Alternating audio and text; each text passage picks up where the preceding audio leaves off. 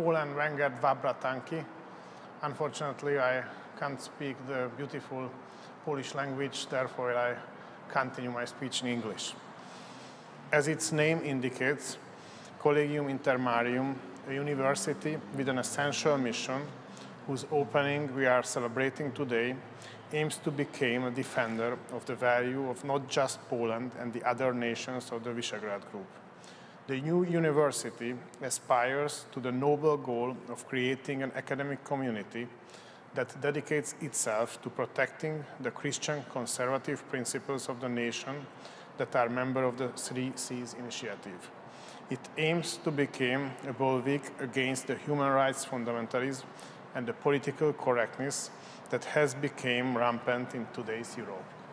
Hungary has always been a supporter of the Three Seas Initiative, whose aim is to coordinate and harmonize the interests of the nation of Central and Eastern Europe. The initiative can only serve its purpose if we use it for substantive cooperation by launching projects that will add to the cohesion and development of the region.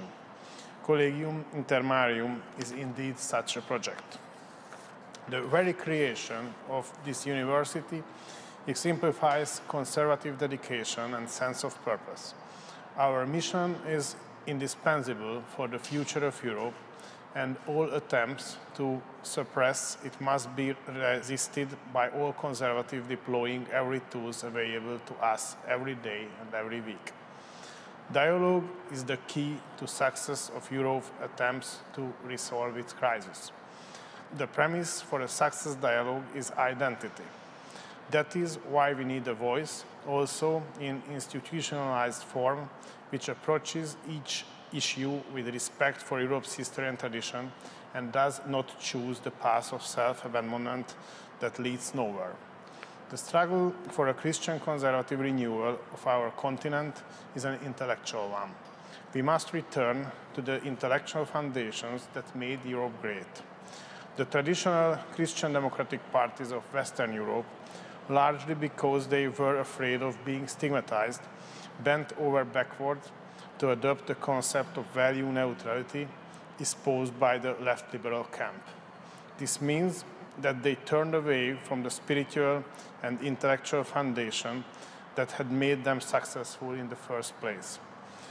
The greater part of Western Christian Democrats today have left the intellectual heritage of their old leader far behind. The people of Eastern and Central Europe have an experience that is unknown in the Western world, namely the opposition to the communist totalitarianism and the struggle for freedom that unite the Hungarian, Czech, Slovak, and Polish people.